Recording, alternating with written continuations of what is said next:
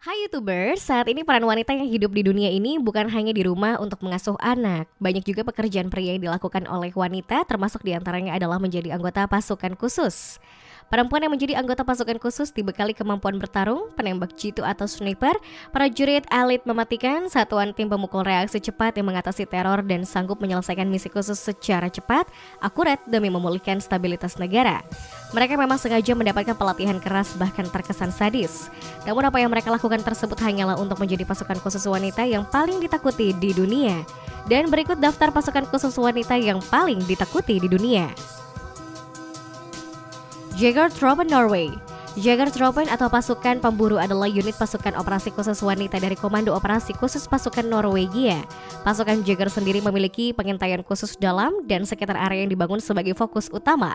Diketahui bahwa pasukan ini awalnya dibuat sebagai program percontohan 1 tahun pada tahun 2014 oleh FSK yang kemudian diperpanjang selama 3 tahun lagi di tahun 2017 dan dinyatakan berhasil. Pasukan pemburu ini dilaporkan sebagai unit pasukan khusus wanita pertama di dunia. Pada bulan Maret tahun 2013, perencanaan untuk unit pasukan ini dimulai dengan nama Kode Tundra yang dipelopori oleh mantan dan kepala FSK. Tahun 2014 dari 317 pelamar untuk program seleksi pendiri pasukan Jaeger, hanya 88 yang lulus kursus seleksi dengan 20 orang yang berhasil menyelesaikan program pelatihan 10 bulan dan 13 lainnya melanjutkan untuk membentuk unit tahun 2015. Diketahui bahwa mayoritas para pelamar pasukan ini memiliki latar belakang olahraga yang kuat. Hunter Troop adalah salah satu subjek dari film dokumenter NRK 2016 Junter for Norge, di mana kru kamera mengikuti peserta pelatihan selama hampir setahun penuh atas pelatihan mereka. Sejauh ini tidak ada operator pasukan Jaeger yang ditempatkan secara operasional. Para wanita di unit pasukan ini tidak hanya mendorong tubuh mereka hingga batasnya, tapi juga mendorong ekspektasi masyarakat Norwegia tentang peran gender hingga ke batasnya. Masing-masing wanita dari unit tersebut membuktikan kepada diri mereka sendiri, rekan pria mereka, angkatan bersenjata, dan masyarakat Norwegia yang lebih luas secara umum, bahwa dalam hal melindungi dan membela negara, mereka memiliki ketabahan yang sama kuatnya, ketangguhan mental, ketekunan yang mantap, kekuatan manusia super, dan keterampilan sebagai rekan pria mereka. Libya Amazonian Guard. Amazonian Guard atau pengawal Amazon adalah nama tidak resmi yang diberikan oleh jurnalis barat kepada kader pengawal elit yang semuanya perempuan yang secara resmi dikenal sebagai biarawati revolusioner. Diketahui bahwa mereka ditugaskan untuk melindungi almarhum mantan pemimpin Libya yaitu Muammar Gaddafi. Kelompok ini dibentuk tahun 80-an setelah pengunduran diri resmi Gaddafi sebagai kepala negara Libya demi gelar pemimpin persaudaraan dan panduan revolusi besar pertama September. Kelompok ini dibentuk pada awal 1980-an setelah pengunduran diri resmi Gaddafi sebagai kepala negara Libya demi gelar pemimpin persaudaraan dan panduan revolusi besar pertama September dari Rakyat Sosialis Besar Jamahiriyah Arab Libya. Menurut Joseph Stanik, Gaddafi dilaporkan mempekerjakan seorang kader pengawal wanita karena ia yakin bahwa seorang pria bersenjata Arab akan kesulitan menembaki para wanita. Namun telah disampaikan juga oleh seorang penulis lain bahwa pengawal wanita Gaddafi pada kenyataannya hanyalah aspek dari keahlian pertunjukan eksentrik sang diktator yang terkenal akan kegemarannya mengelilingi dirinya dengan wanita muda. Gaddafi sendiri biasanya berpergian dengan 15 pengawal Amazonnya yang ditugaskan untuk keamanan dirinya. Calon pengawal Amazon berpartisipasi dalam pelatihan senjata api dan seni bela diri di akademi khusus, diminta mereka mengambil sumpah kesucian yang kemudian akan dipilih oleh Gaddafi sendiri. Sejak jatuhnya rezim Gaddafi, pengawal Amazon sebagian besar menghilang ke dalam infrastruktur. Rusia Spetsnaz. Spetsnaz adalah sebuah pasukan khusus yang merupakan istilah umum bahasa Rusia untuk pasukan khusus yang digunakan di banyak negara setelah Uni Soviet. Secara historis, Spetsnaz merujuk pada unit operasi khusus yang dikendalikan oleh Dinas Intelijen Militer Utama atau GRU Spetsnaz. Selain itu, pasukan ini juga menjelaskan gugus tugas dari kementerian lain seperti ODON, dari Kementerian Dalam Negeri dan unit penyelamatan khusus Kementerian Situasi Darurat di negara-negara setelah Uni Soviet. Pasukan khusus wanita Rusia ini mengenakan baret yang berbeda tergantung pada cabang angkatan bersenjata mereka. Diketahui bahwa unit pasukan ini termasuk Angkatan Darat dan Angkatan Udara milik baret berwarna biru, Angkatan Laut dan Marinir memiliki baret berwarna hitam, dan Garda Nasional memiliki baret berwarna marun. Sejauh ini, Spetsnaz telah mengizinkan anggota wanita untuk bergabung dalam waktu yang cukup lama, dan wanita tersebut telah dimasukkan ke dalam pelatihan petugas Spetsnaz dalam beberapa tahun terakhir. Sementara sebagian besar anggota Spetsnaz perempuan ditempatkan dalam unit gabungan dan beberapa yang lainnya telah digunakan dalam detasemen perempuan untuk pengumpulan intelijen asing, memimpin pasukan penyerang selama penyerbuan atau invasi asing. Kurdish Women's Defense Units. Unit Pasukan Perlindungan Wanita atau Unit Pertahanan Wanita adalah milisi perempuan yang terlibat dalam perang saudara di wilayah Suriah. Women's Protection Unit sendiri adalah bagian dari pasukan demokratik Suriah, angkatan bersenjata Rojava dan terkait erat dengan YPG yang dipimpin oleh pemimpin pria. Meskipun unit pasukan perlindungan wanita sebagian besar terdiri dari Kurdi, namun mereka juga mencakup wanita dari kelompok etnis lain di Suriah bagian utara. Diketahui bahwa Kurdish Unit Pasukan Perlindungan Wanita adalah milisi wanita yang dimulai pada tahun 2012 sebagai bagian dari perlawanan Kurdi terhadap ISIS dan Front al-Nusra.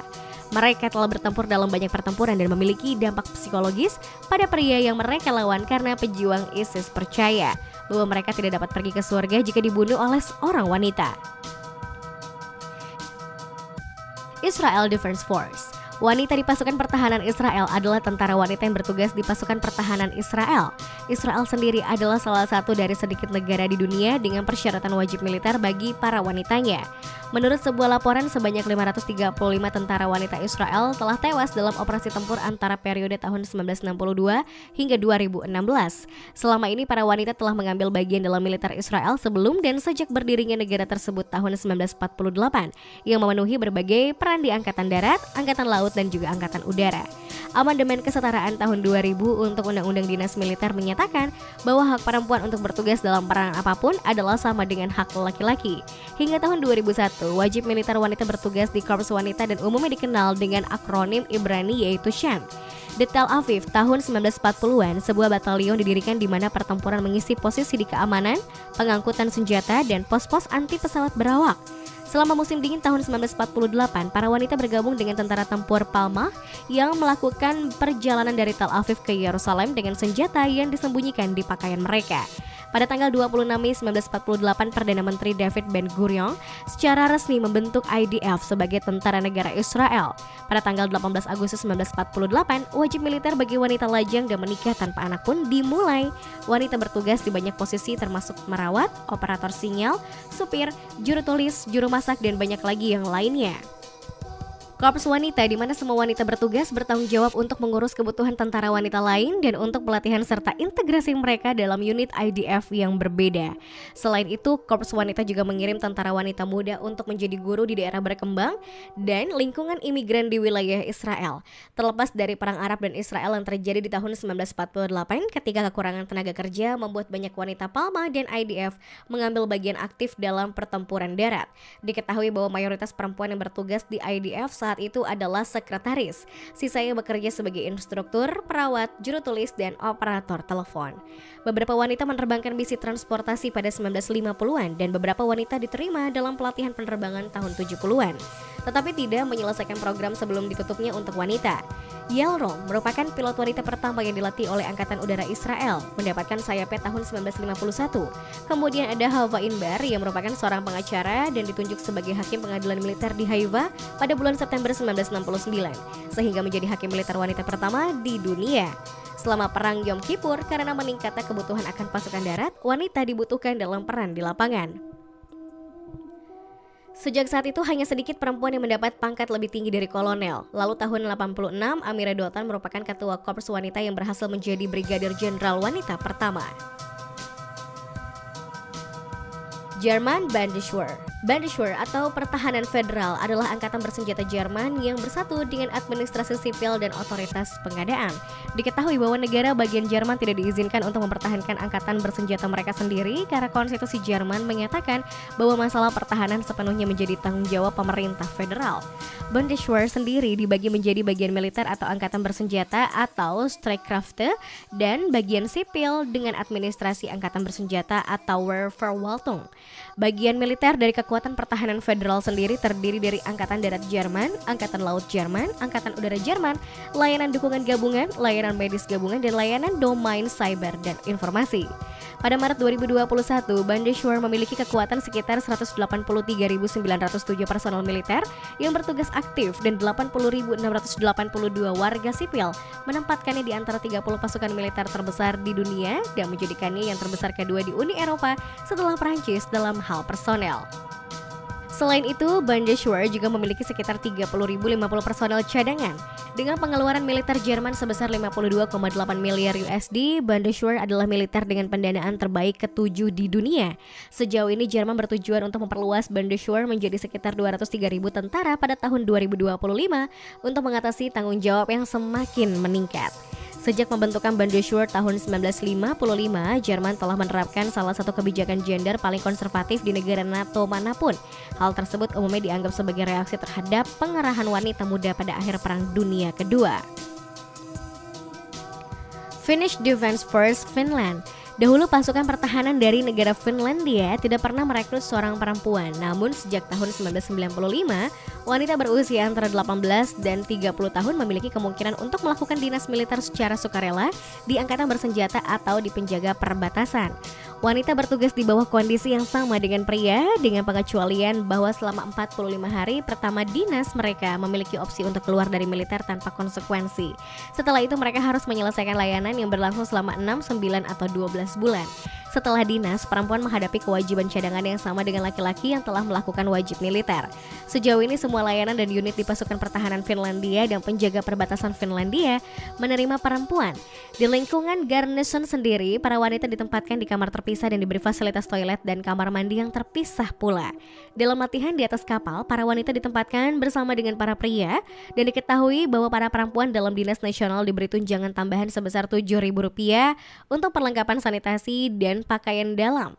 Wanita dalam dinas militer biasanya memiliki motivasi yang baik dan sekitar 60% dari mereka menerima pelatihan perwira cadangan atau NCO.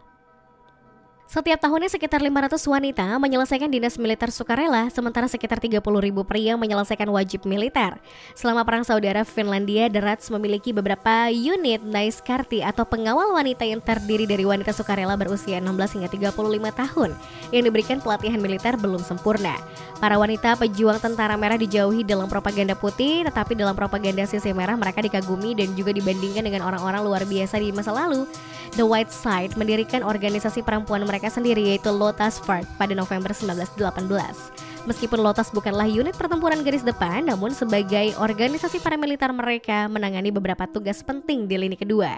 Tahun 1994, tamtama wanita diberi status yang sama sebagai seorang militer seperti halnya tamtama pada pria.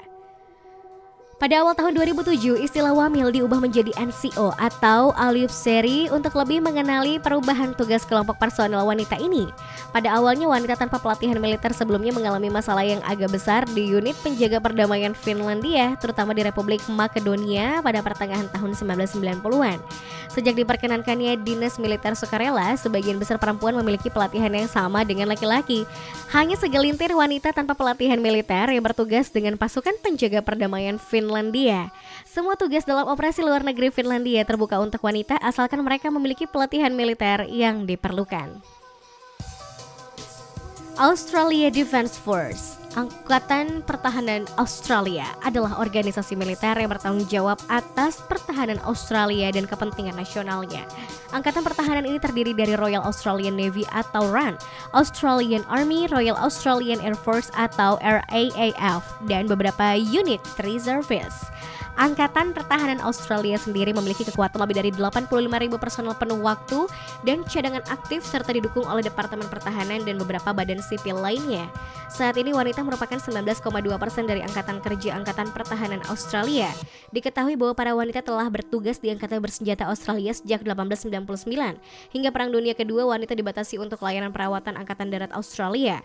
Peran ini berkembang tahun 1941 hingga 1942 ketika Royal Australian Navy, Australian Army, dan Royal Australian Air Force mendirikan cabang wanita di mana wanita mengambil berbagai peran pendukung, sementara organisasi-organisasi ini dibubarkan pada akhir perang dan didirikan kembali tahun 1950 sebagai bagian dari struktur permanen militer. Wanita diintegrasikan ke dalam layanan selama akhir tahun 1970-an dan awal 1980-an, tetapi mereka tidak diizinkan untuk melamar peran tempur.